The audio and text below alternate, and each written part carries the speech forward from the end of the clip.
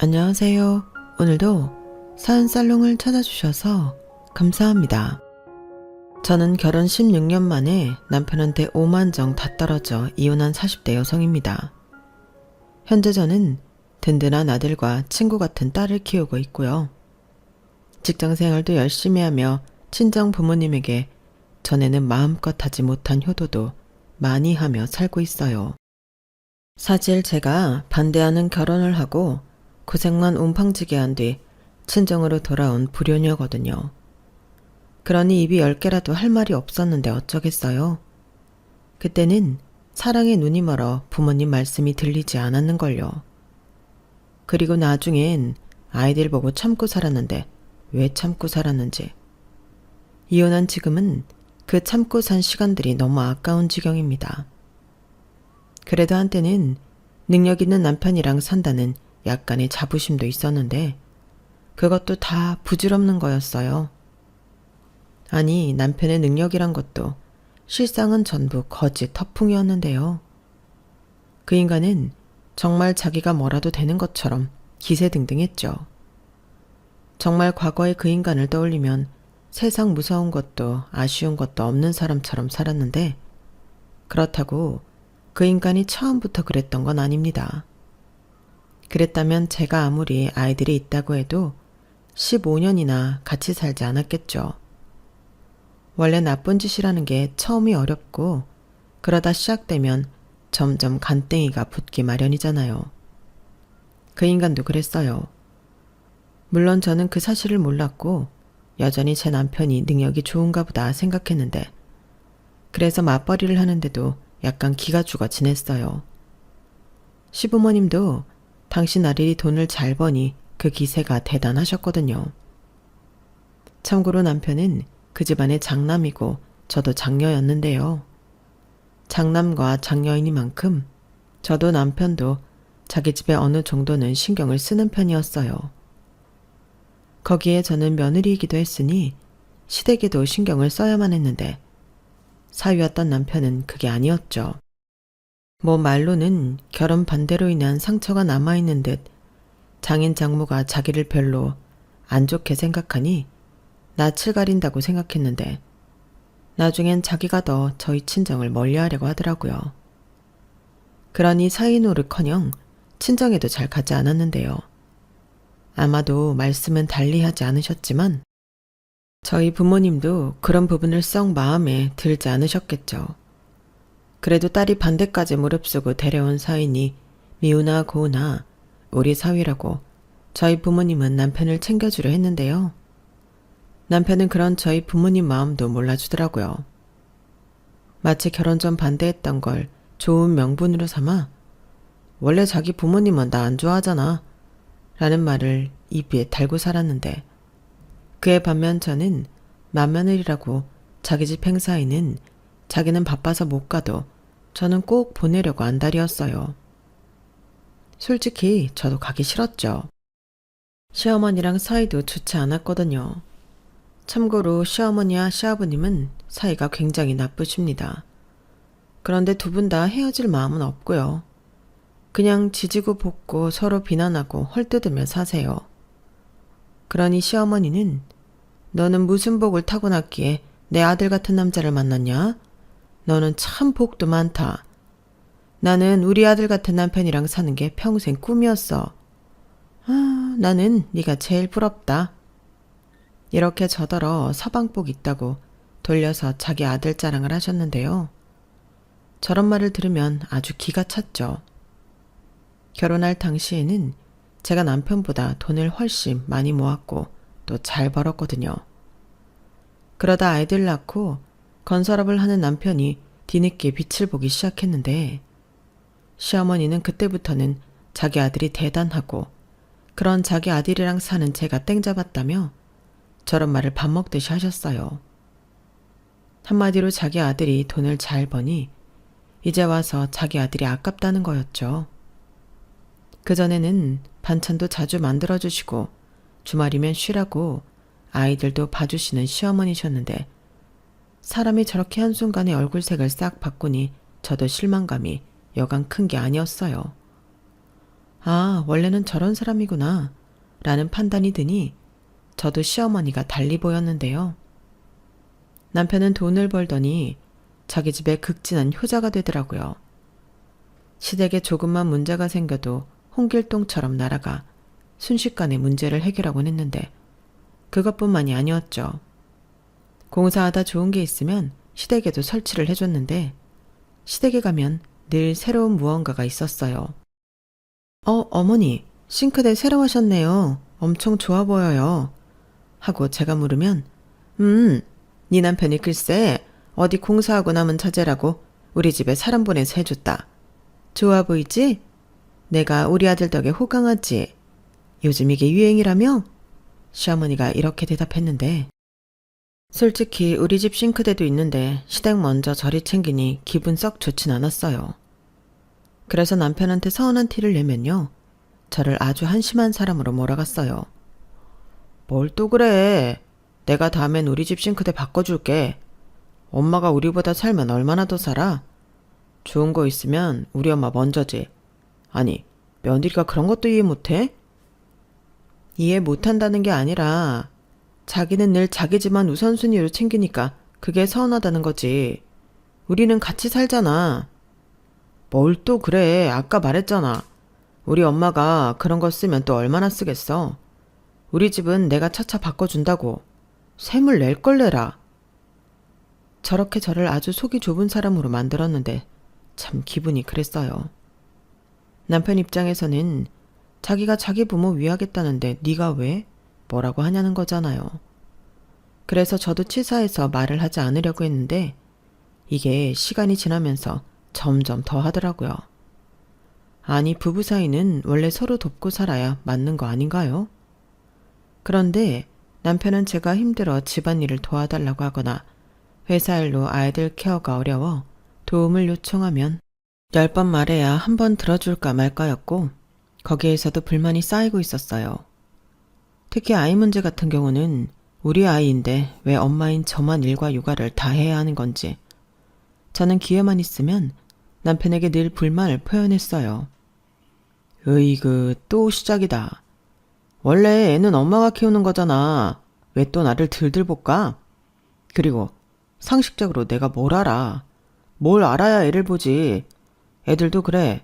아빠보다는 엄마만 찾는데 자기가 하는 게 훨씬 낫지. 난 가장이니까 돈 많이 벌어오면 되잖아. 누가 들으면 외벌이인 줄 알겠네. 나는 뭐 돈 안 벌어? 그리고 자기 그 돈 벌어서 온전히 우리한테 다 쓰는 것도 아니잖아. 자기 기분 낼 거 다 내고 나한테는 생활비만 갖다 주면서 왜 그걸로 자기 할 일은 다 끝났다는 듯 말하는 건데? 그럼 나 회사 그만둘 테니까 내가 벌어오는 만큼 생활비 더 줘. 웃기고 있네. 그건 또 무슨 도둑놈 심보냐? 그럼 나만 죽어라 일을 하라는 거야?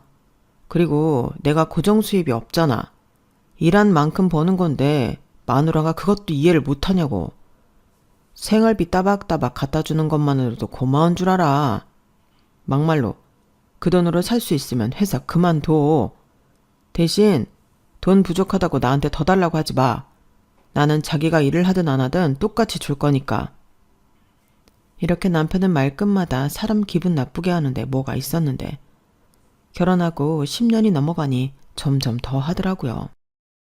그러니 애들도 아빠보다는 엄마인 저를 따랐고 아빠가 집에 있으면 불편해했는데 그럼 또 남편은 그걸 가지고 서운해하더군요.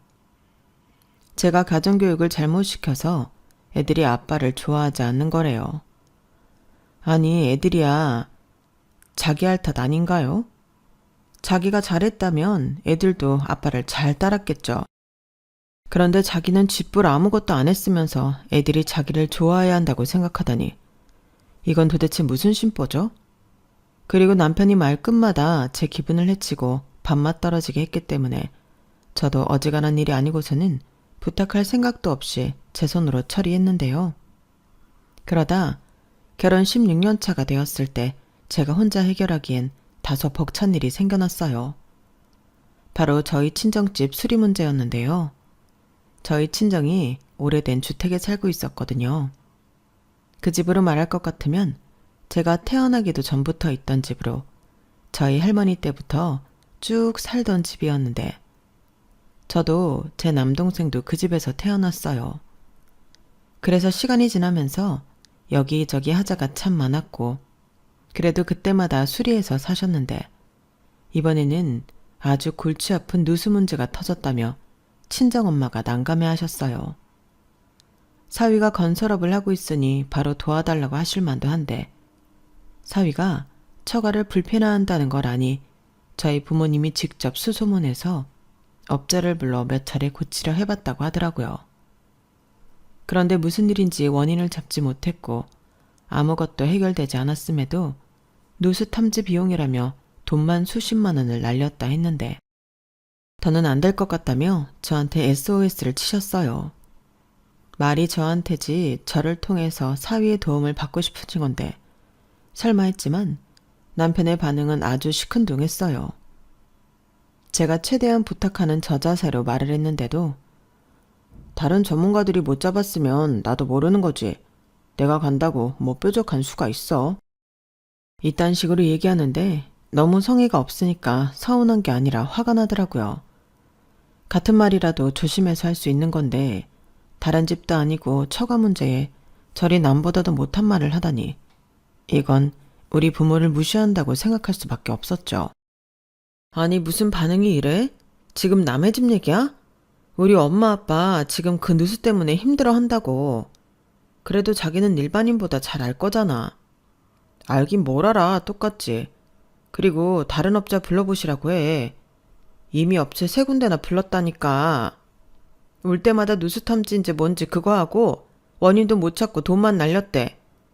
집이 오래돼서 못 찾는다고만 했다는데 답답하지. 당장 집을 이사 갈 수 있는 것도 아닌데. 그럼 나도 가서 못 찾겠지. 이참에 방수랑 배관이랑 다 뜯고 새로 하시라 그래. 근데 그거 돈 장난 아니다. 누가 그걸 몰라? 그래서 자기한테 도와달라고 하는 거잖아. 시댁에 이런 일 있었어 봐. 자기가 벌써 발벗고 나섰을 거잖아. 그야 내 부모니까 그렇지. 자기네도 처남 있잖아. 왜 자기가 나서서 그래? 걔는 평범한 회사원인데 뭘 알아. 자기 정말 이럴 거야? 바빠서 그래. 그리고 나는 뭐 땅 파서 장사하냐? 돈이 한두 푼 드냐고. 요즘 사람 하나 불러서 일 시키면 돈이 얼마나 나가는지 알아? 막말로 그 돈 나 줄 거냐고. 뭐라고? 저는 남편의 말에 어이도 없고 기분이 너무 나빴어요. 남도 이렇게 하진 않을 것 같았는데 사위라는 사람이 어떻게 처가에 저럴 수 있나 마음이 상할 수밖에 없었죠. 그리고 그날 이후 저는 남편을 투명인간 취급하며 상종하지 않았는데요. 남편은 별것도 아닌 일로 제가 삐져서 자기를 피곤하게 한다고 불만을 늘어놓더라고요. 아니 저런 상황에 기분 나쁘지 않을 여자가 세상 천지 어딨나요? 결혼 전에는 그렇게 저랑 결혼 못하면 큰일 나는 사람처럼 주접을 떨더니 이래서 결혼 전 남자가 하는 말은 믿지 말라고 하는 건가 봐요. 결혼만 해주면 제 손에 물 한 방울 묻히지 않고 처가에도 큰아들처럼 충성하고 살겠다던 남편이었는데 그걸 믿은 제가 바보였죠. 결국 그날의 사건으로 저는 남편한테 단단히 뿔이 났는데요. 그렇다고 단순히 그 일로 남편과 이혼해야겠다고 마음먹은 건 아니었어요. 이혼은 그 다음날 시댁에 다녀온 이후였죠. 글쎄 시댁에 함께 저녁 식사를 하러 방문한 날 저는 제 눈을 의심할 수밖에 없었어요. 바쁘고 돈 타령하던 남편이 글쎄 시댁에 가전제품을 전부 다 S전자 최신 제품으로 바꿔드린 거 있죠. 저는 정말 아무것도 몰랐는데 시어머니는 좋아서 자랑하기 바쁘셨어요. 자기가 아들 하나를 잘 낳아서 이런 호강을 받고 산다며 제 속을 긁으셨는데 아무리 화를 누리려고 해도 그게 잘 되지 않았어요. 덕분에 그날 식사는 입으로 들어가는지 코로 들어가는지 모르게 급기야 체하기까지 했는데 그날 남편하고도 대판했어요. 아니 어떻게 치사하게 사람이 그래? 우리 친정 수리하는 데는 돈 많이 든다고 사람 빈정상하게 하더니 시댁은 가전제품 싹 다 바꿔드렸더라? 아 그거? 아는 사람 통해서 싸게 했어. 엄마가 냉장고에서 자꾸 소리 난다고 하는데 8년이나 썼잖아. 그래서 겸사겸사 다 바꿔드렸지. 우리 엄마도 최신 제품 좀 써봐야지. 우리 집 냉장고도 8년 됐거든? 그 냉장고 우리 냉장고 바꾸면서 따라 바꾸고 싶다고 같이 바꿔드렸잖아. 그럼 우리 집 가전제품도 바꿔줘야지. 별, 자기는 이럴 때 보면 사람이 참 속물이야. 그래, 알았어. 지금 당장은 힘들고 나중에 봐서 바꿔줄게. 샘낼 게 없어서 시댁 가전제품 바꿔준 걸 샘을 내냐? 몇 살이야? 나 참 기가 막혀서. 내가 지금 그것 때문에 이러는 것 같아? 내가 우리 친정 수리 좀 도와달라고 할 때는 돈 없다고 하더니 자기 집에는 펑펑 쓰니까 그렇잖아. 뭘 또 펑펑 썼다고 그래. 하물며 내가 내 부모 챙기지 네 부모 챙기겠냐? 억울하면 자기가 자기 돈으로 친정에 해드려. 뭐? 진짜 더럽고 치사해서 말하기도 싫다. 알겠어. 니네 집 우리 집 선 긋자는 거지? 그래, 나도 좋아. 저는 그날 마음이 단단히 상했어요. 남편이 저렇게 말하는데 10년 넘게 아이 낳고 같이 산 시간이 무의미하게 느껴지더라고요. 그야말로 오만 정이 떨어진 건데 네가 하면 나도 한다, 그런 생각이 들었죠. 자기가 사위 노릇 안 하겠다고 하는데 저도 며느리 노릇 굳이 할 필요 없잖아요. 이에는 이, 눈에는 눈, 저는 이왕이면 똑같이 해야 한다고 생각했어요. 그렇게 결과적으로는 그런 유치한 기싸움이 이혼으로 번지게 되었는데 뭐 저런 인성 자체가 글러먹은 인간인데 시어머니처럼 저도 이혼 못하고 저 인간이랑 늙어지도록 지지고 볶고 살 필요가 없다고 생각했어요. 하지만 남편은 그렇게 생각하지 않았던 모양이었죠. 아무래도 자기 엄마는 참고 살았으니 저도 그럴 거라고 생각했나 봐요. 그런데 제가 미쳤나요? 15년을 살았는데 콩깍지가 벗겨져도 진작에 벗겨졌고 아무리 능력이 좋아서 돈을 많이 번다고 해도 저희 가족이나 친정에는 그렇게 짜게 굴 수가 없었는데 애들도 다 큰 마당에 빌미가 생기면 이혼할 수도 있다고 생각하며 살았어요. 물론 이혼하려고 벼르고 산 건 아니었지만 굳이 시어머니처럼 살 마음은 없었죠. 그래서 저희 친정집 누수건으로 싸우게 되면서 저는 여차하면 정말 이혼할 수도 있겠다 하는 생각을 갖게 되었는데요. 그래서 더는 남편한테 친정집 문제로 아쉬운 소리는 않기로 했어요. 그렇기 때문에 제가 열심히 인터넷을 뒤져서 누수 전문 업체를 수배했고 문제를 찾지 못하면 아예 그냥 배관공사와 방수를 다시 하기로 계약을 진행했는데 다행히 제가 이번에는 제대로 된 전문가를 찾긴 했는지 하루 종일 탐지한 결과 누수를 찾게 되었죠. 전문가는 정말 전문가더라고요. 그리고 그 비용은 제가 부담했는데 친정 부모님이 미안하다며 그 돈을 괜찮다고 하는데도 굳이 제 통장에 입금해 주셨어요. 그리고 남편과 냉전인 상태로 한 달 가까이 되어갈 즈음 시댁 제사가 일주일 앞으로 다가왔고 제가 그 제사에 가지 않을 것이니 그제야 남편이 먼저 저희 친정에 대해 묻더라고요. 자기가 필요한 것 같으니 제 기분을 살살 풀어보겠다 이거였죠. 그나저나 처갓집 누수 문제는 어떻게 됐어? 설마 아직도야? 이거 정말 내가 나서야 하나? 라고 입방정을 떨었는데 저는 코웃음을 치며 대꾸도 하지 않았어요. 대신 이번 기회로 당신이 나한테 어떤 사람인지 알았다고 이혼하자고 준비한 말을 뱉었는데요. 남편이 무슨 이깟일로 이혼을 하자며 저더러 마음에도 없는 소리로 협박하지 말라고 하더군요. 나 참 누가 마음에 없다는 건지 진짜 어이가 없었어요. 그러면서 자기는 이혼당할 이유가 하나도 없다며 오히려 저한테 자기는 바빠서 도와주지 못한 건데 저는 악의적으로 자기 집에 며느리 노릇을 하지 않았다고 저를 나쁜 사람으로 몰아갔어요. 지금 나랑 뭐 하자는 거야?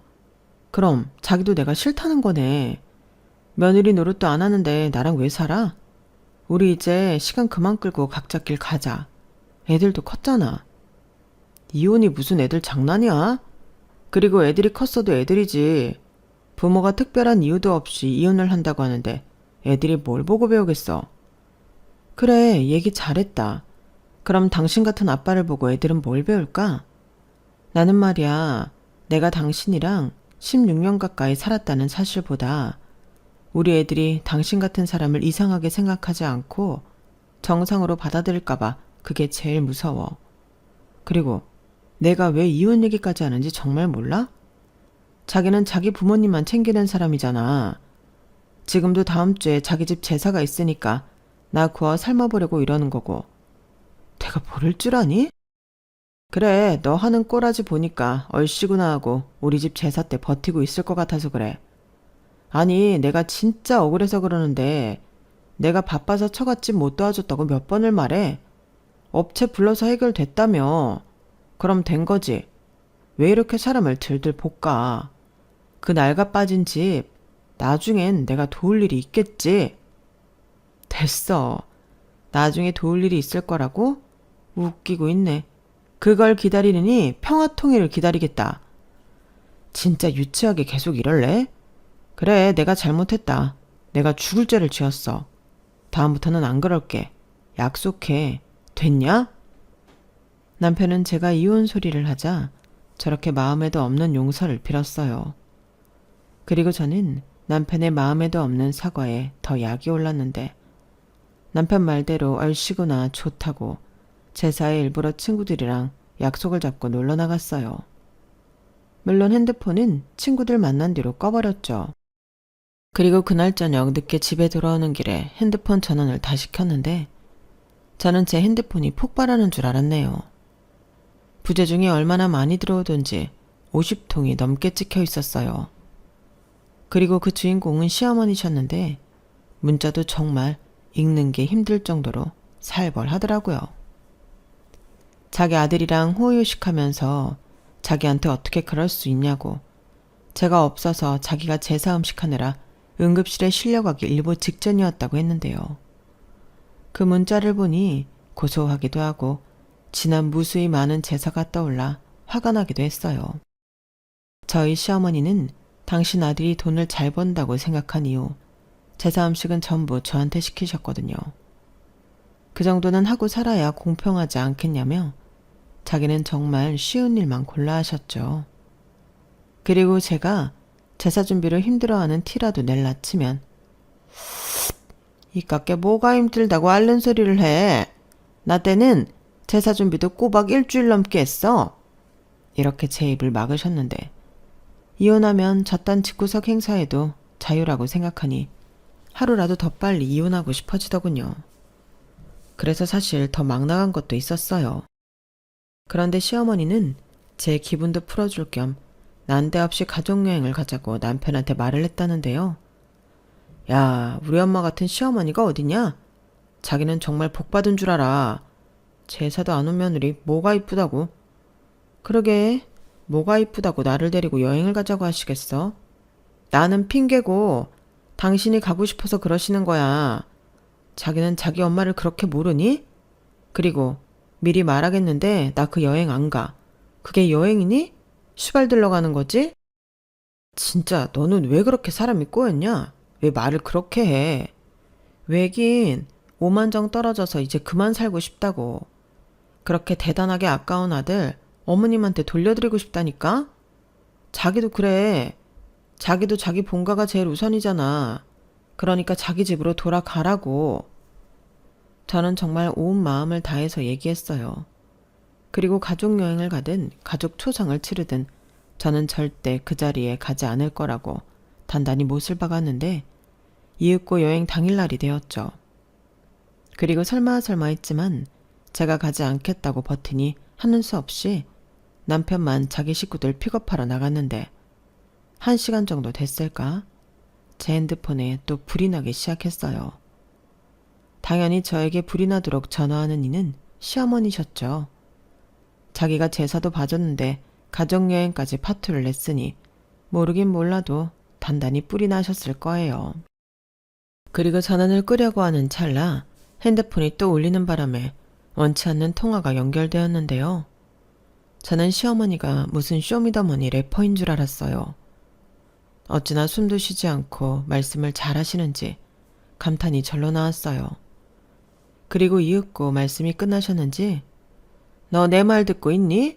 왜 대답이 없어? 라고 하셨는데 마침내 제 순서가 왔으니 저도 할 말은 해야겠다고 생각했어요.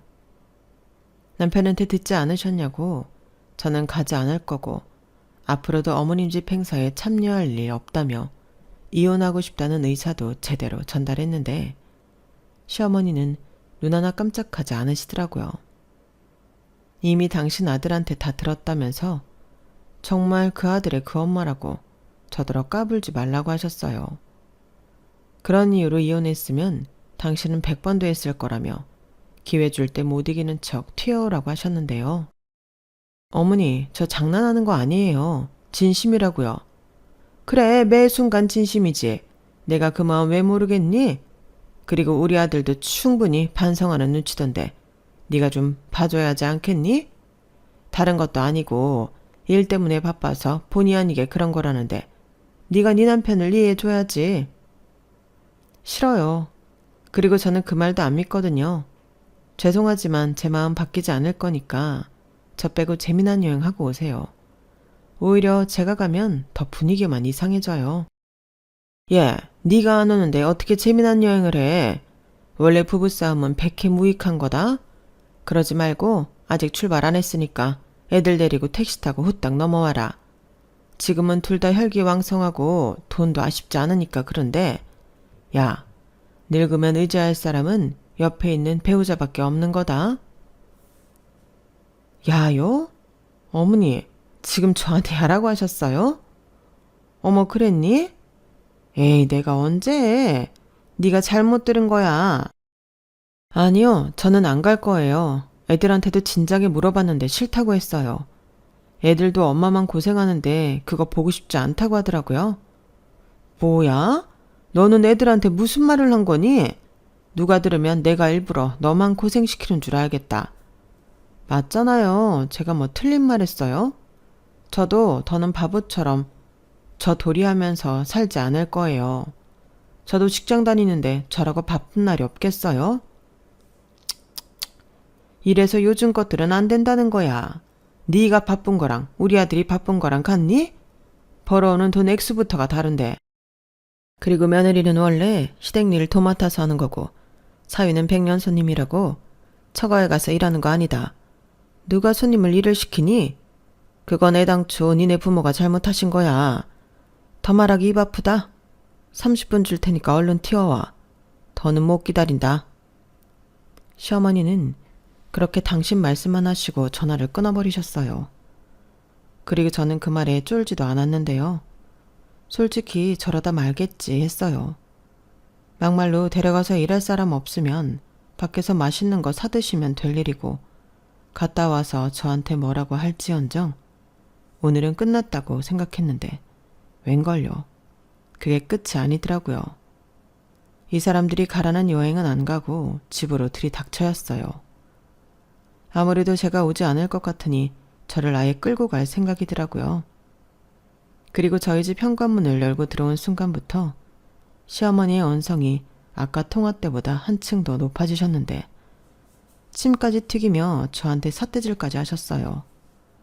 여기서 더 기분 나쁜 건 저한테 뭐라고 하시는 시어머니 뒤에 남편과 시아버님이 가만히 고개만 끄덕이며 있었다는 거였는데 이쯤 되면 정말로 누가 이기나 승부를 내야 할 것만 같았어요. 왜 이렇게까지 이야기를 하냐면 시어머니가 삿대질을 하시다가 자기 분을 못 이기셨는지 제 머리채를 잡으려 순식간에 달려오셨거든요. 그래서 순간적으로 그런 시어머니의 두 손을 제가 잡아버렸는데 제 코앞까지 온 시어머니의 얼굴을 보니 그 눈빛이 정말 살벌하더라고요. 그 눈빛은 그야말로 이번에는 절대 저를 봐주지 않겠다는 어떤 결의 같은 것이 느껴졌는데 여기서 물러나면 정말 끝이라고 생각했어요. 어차피 이혼하기로 마음먹었고 먼저 전화로도 돌이킬 수 없는 강을 건넜다고 생각한 저는 도대체 이렇게까지 하는 심보는 무슨 심보냐고 저 역시 눈에 불을 켜고 대들었는데 시어머니가 그러시더라고요. 너 내가 우습냐? 내가 튀어오라고 했냐 안 했냐? 네가 감히 나를 무시해? 내가 그렇게 만만하냐고. 내 기필코 오늘은 네 그 못된 버르장머리를 고쳐놓고야 말 것이야. 너 이 손 안 나? 참고로 저희 시어머니 그때 당시 나이는 60대 초반이셨어요. 평상시 무릎도 아프고 손목도 아프다고 하시더니 그날은 전혀 그런 걸 못 느끼겠더라고요. 심지어 훨씬 젊은 저보다도 힘이 장사셨는데 제가 힘으로 밀리는 것 같으니 남편이 웃음을 참지 못하는 듯 피식피식 거리더라고요. 저런 걸 남편이라고. 저는 순간 너무 열받아 없던 힘도 솟아났는데 그대로 시어머니를 힘으로 힘껏 밀어버렸죠.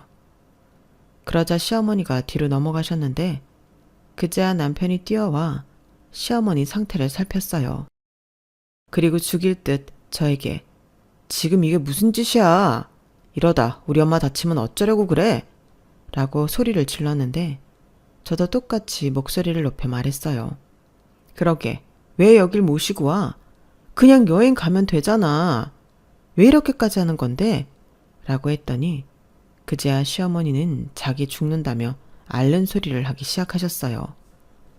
둘이 싸웠으면 둘이 해결해야지 왜 자기한테까지 피해를 주냐며 명령기를 펼치셨는데 입은 삐뚤어졌어도 말은 바로 해야죠. 피해를 자기가 일부러 받고 계셨잖아요. 네가 오늘 우리 여행 못 간 것까지 전부 손해배상해. 그리고 나 밀친 것까지 병원비도 내놔라. 달려든 건 어머님이셨어요. 저는 정당방이라고요. 그리고 제가 여기로 오시라고 했어요? 왜 제가 손해배상을 해요? 보아하니 저 없이 여행 가서 고생하실 것 같으니까 지금 억지 부리시는 거잖아요. 아니, 어머니 아들 있는데 왜 저한테 그러세요? 내 아들은 힘들잖아. 밖에서 힘들게 일하는데 이런 날은 쉬어야지. 그리고 어차피 가는 동안도 우리 아들이 운전하는데 이게 여행이니? 그럼 적어도 가서는 쉬게 해줘야 할 거 아니야. 그럼 어머님이 하시면 되겠네요. 어차피 이 여행도 어머님이 가고 싶어서 저 판 거 아니에요? 뭐가 어쩌고 저째? 저게 아주 이혼 소리 하더니 눈에 뵈는 게 없네. 야, 너 이혼이 그렇게 네 마음처럼 될 줄 알아?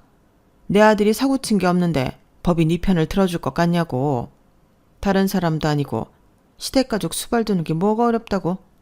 그럼 너 대신 네 딸이라도 데려갈 테니 세영이 나오라고 그래. 뭐라고요? 어머니 미치셨어요? 아니 어떻게 그런 말씀을 하세요? 세영이 어머니 손녀예요. 어떻게 며느리 대신 손녀를 부려먹겠다고 하세요? 할머니가 그게 손녀한테 할 소리세요? 당신 지금 뭐라 그랬어?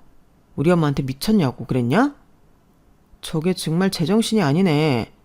그러게 내가 진작에 좋게 말할 때 넘어갔으면 됐잖아.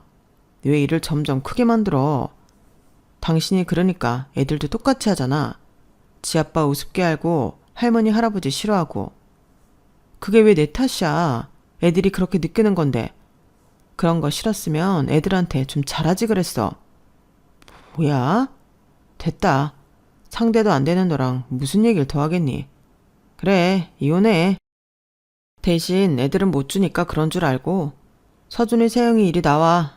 이제부터 우리는 할머니 할아버지 집에서 가서 산다. 대충 짐 싸서 10분 내로 나와.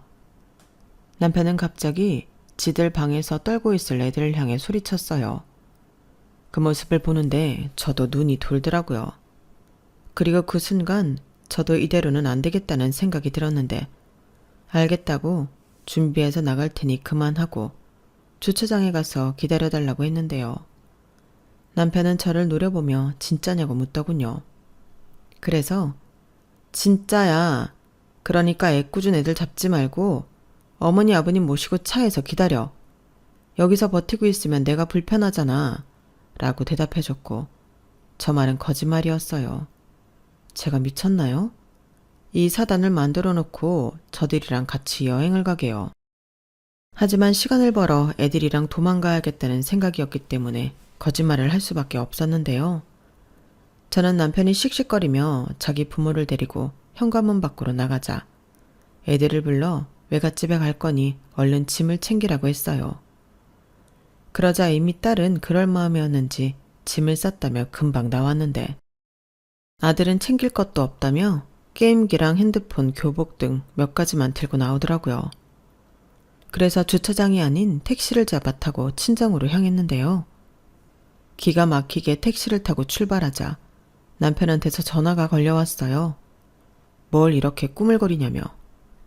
시간 없다고 닥달을 했는데도 저도 시간 없으니 용건만 얘기했어요. 조만간 이혼 서류 보낼 테니까 도장 찍으라고.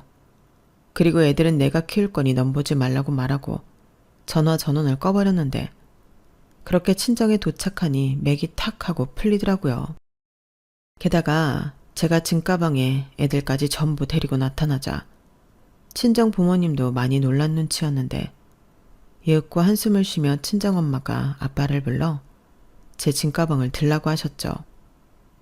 그리고 친정엄마는 저보다도 아이들을 챙기며 애들한테 괜찮냐고, 괜찮다고 배고프지 않냐고 물으셨는데 딸아이가 눈물을 터뜨리더군요. 좀 전에 친할머니가 너무 무서웠다고 절대 돌아가지 않겠다고 했어요. 그 말을 듣는데 왜 그렇게 아이한테 미안하고 속에서 천불이 올라오던지 애들을 위해서라도 당장 그 인간들이랑 헤어져야겠다는 생각뿐이었는데요. 그날 저녁 여행을 정말 가지 않았는지 남편이 친정에 왔더군요.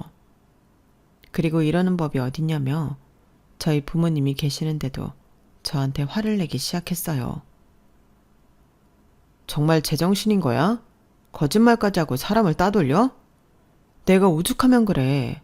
그리고 눈 없어? 여기 우리 부모님 다 계셔. 당신이야말로 지금 뭐 하는 짓이야? 너는 우리 부모한테 함부로 해놓고 나더러는 예의를 갖춰라. 진짜 웃기는 여편네네. 자네, 지금 여기까지 와서 뭐 하는 건가? 애가 오죽하면 애들 데리고 여기까지 왔겠어. 장인어른, 아무리 딸이라고 해도 이건 편드시면 안 돼요. 저 사람이 오늘 저희 부모님한테 어떻게 했는지 아세요? 아니지. 오늘뿐만이 아니지. 며느리가 제사도 안 가고 오늘은 며느리 기분 풀어주겠다고 저희 엄마가 여행 가자고 했는데 거기도 안 간다고 버티다 이렇게 됐어요. 심지어 저더러 준비해서 내려간다고 해놓고 여길 왔다니까요. 아니, 이게 제정신인 사람이 할 행동이냐고요. 그럼 내 딸이 제정신이 아니고 미쳤다는 소린가? 그렇게 따지면 자네도 할 말이 없네.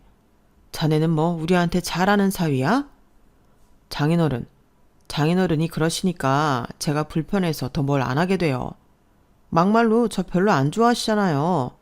피차 불편한 사람들끼리 가급적이면 안 보고 사는 거죠. 뭐야?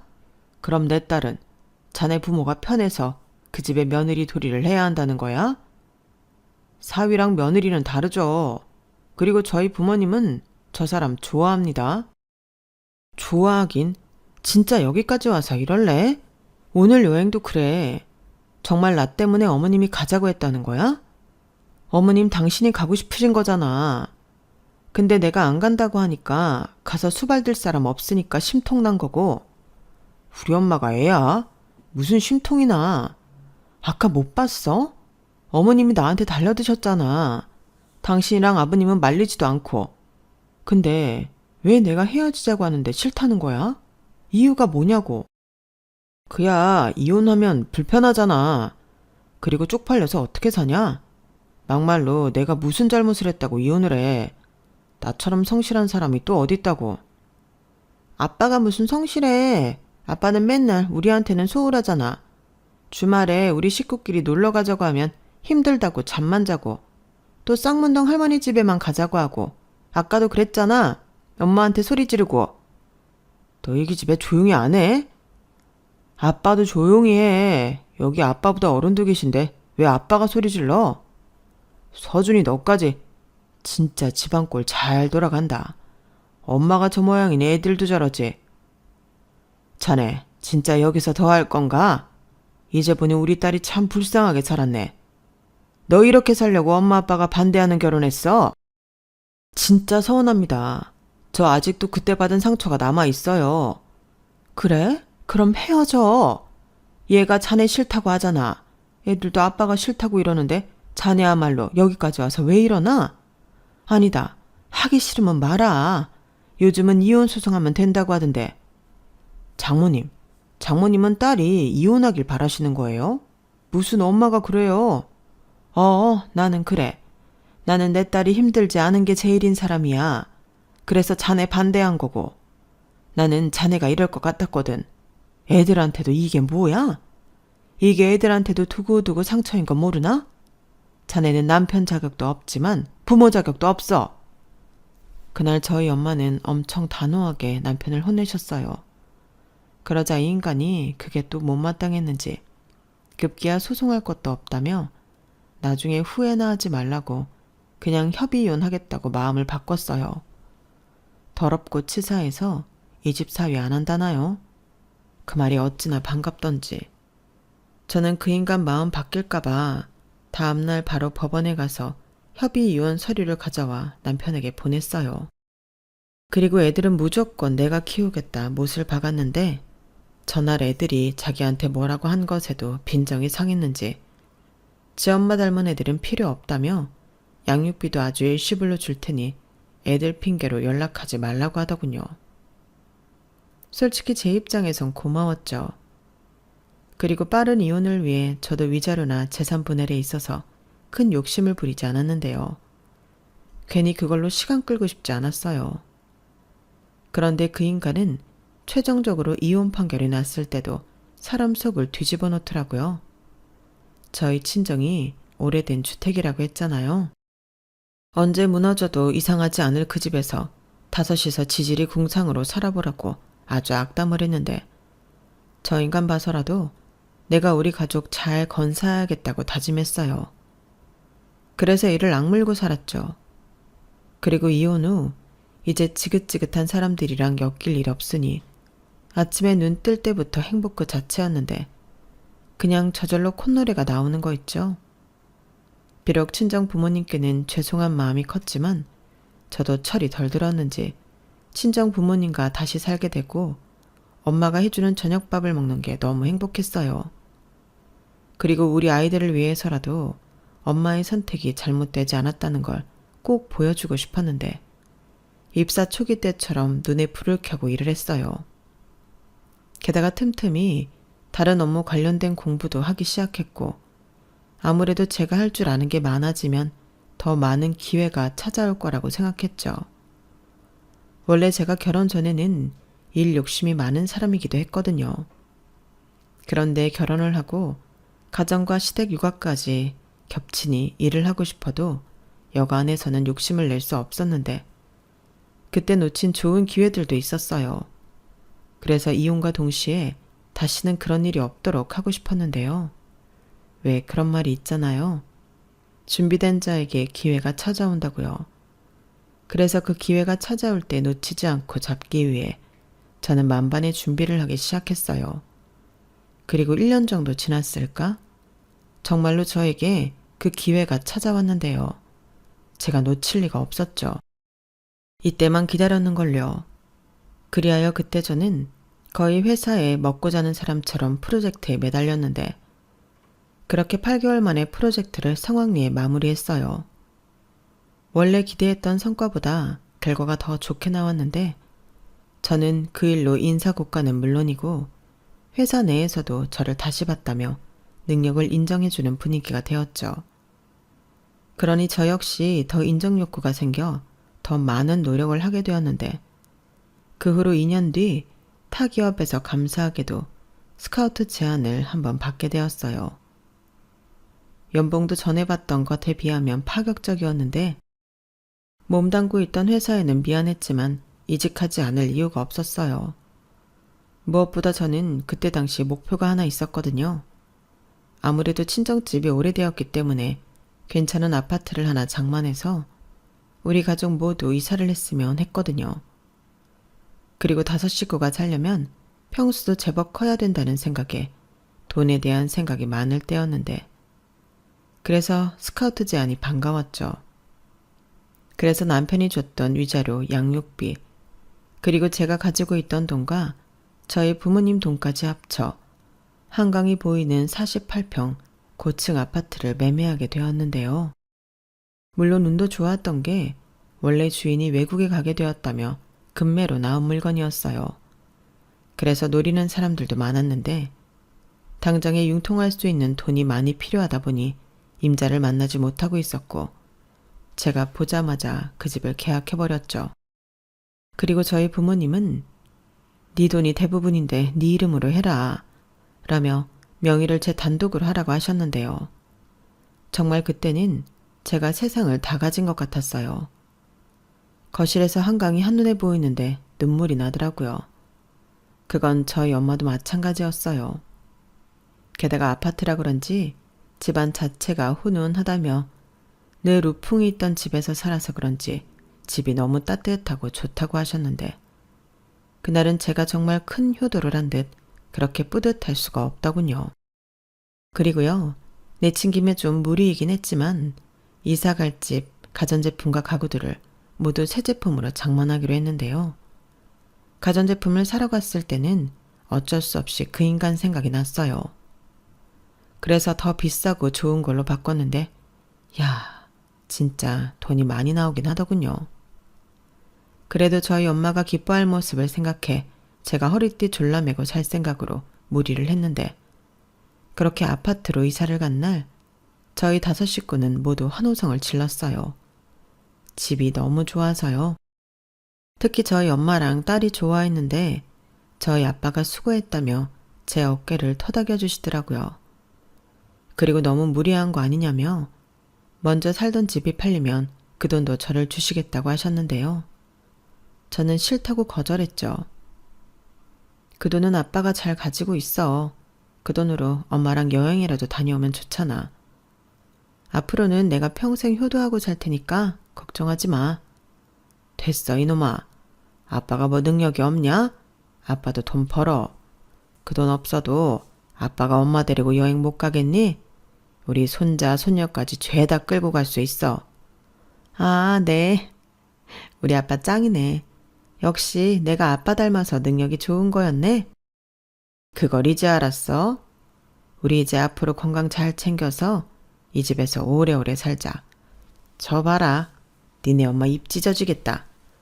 이게 말로만 듣던 한강뷰 아파트라는 거지? 좋긴 하네. 저희 아빠는 집안 구석구석을 살펴보며 연신 미소를 지으셨어요. 그리고 앞으로 이 집에서 행복만 할 수 있도록 더 화이팅 해야겠다 다짐했는데 그때 그걸 그 인간들이 봤어야 하는데 아쉽다는 생각이 들더라고요. 그래서 유치하지만 집 사진을 찍어 제 카톡 프로필 사진으로 남겼는데요. 그 인간이 혹시라도 본다면 좀 배가 아팠으면 했죠. 그리고 거짓말처럼 제가 프로필 사진을 바꾸고 일주일이 되지 않았을 때 남편으로부터 연락이 왔어요. 자기가 지금 너무 곤란한 상황이 되었다며 다짜고짜 도와달라고 하더라고요. 그래서 나는 볼일 없고 곤란하든 성공을 하든 관심 없다고 선을 그었는데 이 인간이 어떻게 수소문을 한 건지 저희 집으로 찾아왔더라고요. 거기엔 시어머니도 함께 오셨는데 제가 말릴 새도 없이 저희 엄마가 문을 열어준 모양이었어요. 그리고 집 안으로 들어온 남편과 시어머니는 입이 떡 하고 벌어졌는데 시어머니는 저를 보자마자 세상 친절한 얼굴로 제 손을 덥석 잡더군요. 그리고는 아가 우리 좀 도와줘라. 우리 네가 안 도와주면 저기 보이는 한강에 다 코박고 죽어야 해. 라며 다소 험악한 소리를 하기 시작했는데 이야기를 들어보니 역시나가 역시나였어요. 사실 남편이 건설 일을 하면서 돈을 많이 가져오는데 좀 수상한 부분이 많았거든요. 계약된 공사 건수가 많기도 했지만 한 공사에서 남기는 이윤이 제법 많은 것 같았는데 그건 남편의 씀씀이를 보면 알 수 있었어요. 지가 뭐라고 페라리를 타고 명품 가방에 명품 옷, 심지어 공사판 다니면서 명품 운동화를 신고 다녔는데 시댁에 쓰는 돈도 만만치 않았죠. 그래서 제가 더 약이 올랐던 건데 그렇게 돈이 여유가 많아도 저한테 쓰는 돈은 없었어요. 물론 생일이나 결혼 기념일 같은 때는 꽤 값비싼 선물을 하긴 했는데 그것도 따지고 보면 지 만족인 경우가 대부분이었죠. 원래 그 정도 쓰레기는 아니었는데 어디서 무슨 물을 잘못 들였는지 남편은 점점 이상한 인간이 되어가더라고요. 그리고 이혼한 마당에 그 내막을 알게 되었는데 이 인간이 정말 큰일 날 인간이더라고요. 그동안 공사 이윤을 최대한 크게 남기려고 공사 비용의 절반도 안 되는 제품들을 사용해서 공사를 했는데요. 그걸 계약한 회사들이 알고 줄줄이 남편한테 소송을 걸었다고 했어요. 남편은 아마도 그걸 알 수 없을 거라고 생각한 모양이었는데 꼬리가 길면 밟히는 법이었죠. 여기저기서 하자가 터지는데 그걸 어떻게 영원히 숨기겠냐고요. 손바닥으로 하늘을 가리는 거죠. 그리하여 그 손해배상금이 장난이 아니라고 했는데 시어머니가 팔 수 있는 건 전부 다 팔았어도 세 발의 피라고 하셨어요. 그리고 이젠 더 이상 융통할 것이 없다고 하셨는데 제 프로필 사진을 보고 지푸라기라도 잡고 싶은 심정으로 오셨다고 하더군요. 그리고 남편 역시 급하긴 급했는지 그 잘난 자존심도 버리고 제 앞에서 무릎까지 꿇으며 사정을 했는데요. 정말 고소했어요. 여보, 서준이 엄마, 예정을 봐서라도 나 좀 도와줘. 나 이러다가 감옥 가게 생겼어. 감옥 갈 짓을 했으면 가야지. 아니, 네가 인간이니? 그러다 인명사고라도 나면 어쩌려고 그랬어? 뉴스에 나오려고? 아니, 그 정도는 아니야. 내가 아무리 간땡이가 부었어도 그 정도로 사고를 쳤겠어? 그냥 미미한데 공사 건수도 많고 이놈들이 내가 악질이라고 배상금을 크게 불렀다니까. 악질 맞지. 내가 경험한 당신은 악질 중에 악질이잖아. 여보, 정말 이럴 거야? 나 진짜 심각해. 우리 부모님 집까지 벌써 다 날렸다니까? 우리 사정 좀 봐주라. 자기 좋은 데 사네. 이런 집에 살 정도면 돈 좀 있는 거 아니야? 미안해서 어쩌지? 이 집 대출이야. 갖고 있는 건 전부 이 집 산다고 다 털어 넣었거든. 그럼 자기 이름으로 대출이라도 받아서 줘. 나 좀 살려달라고. 웃기고 있네. 우리 이혼했어. 까먹었어? 나도 가장이야. 전 남편 살리자고 내 식구들 사지에 뭐니? 얘아가 그러지 말고. 저기 사돈이야말로 그만하세요. 우리 애한테 자꾸 왜 그러세요? 제가 정말 옆에서 듣고 가만히 있으려니 못 참겠네요. 사돈도 그러는 거 아닙니다. 지금 남의 일이라는 건가요? 우리 손주 아빠라고요. 네, 잘 알죠. 그런데 제가 전에도 말했지만 아빠 자격이 없어요. 사돈은 아들 인성교육을 어떻게 시키셨길래 사람이 저럽니까? 저도 말은 안 했지만 맺힌 거 많아요. 그거 일일이 하나씩 터트리기 전에 이만 돌아가세요. 장모님, 정말 너무하십니다. 사람이 사지에 몰렸는데 지금 등 떠미는 거예요. 왜 내 탓을 하나? 그 사지에 몰린 게 누구 때문인데? 자네가 그러지 않았나? 후회하지 말라고. 그럼 자네도 아무리 급해도 여긴 오지 말았어야지. 무슨 염치로 여길 와?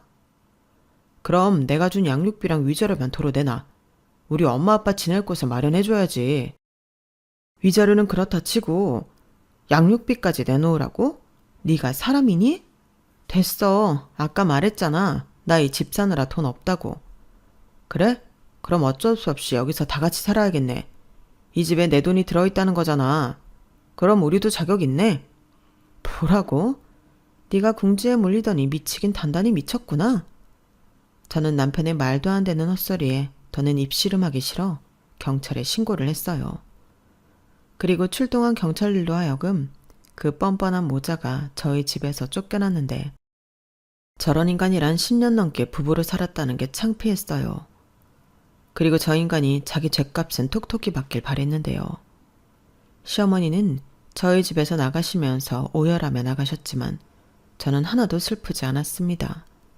뿌린 대로 걷는 거잖아요.